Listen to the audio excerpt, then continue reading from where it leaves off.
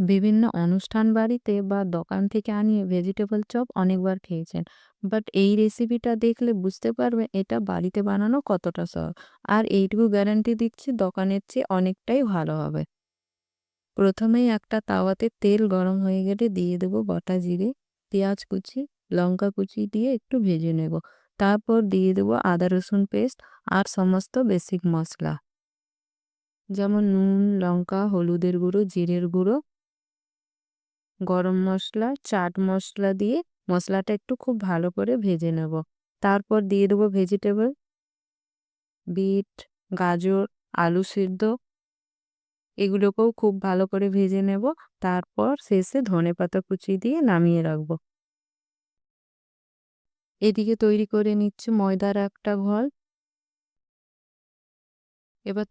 এবার ভেজিটেবল চপগুলো বানিয়ে নেব।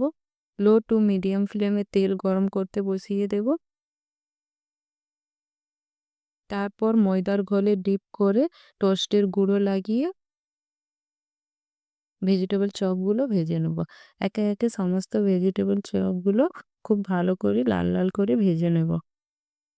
সন্ধেবেলা এই রকম ভেজিটেবল চপ হলে আশা করি আর কিছু লাগবে না। ভাজা হয়ে গেলে গরম গরম স্যালাডের সাথে পরিবেশন করুন। আশা করছি আজকের রেসিপিটা ভালো লেগেছে। কমেন্টে জানাতে ভুলবেন না।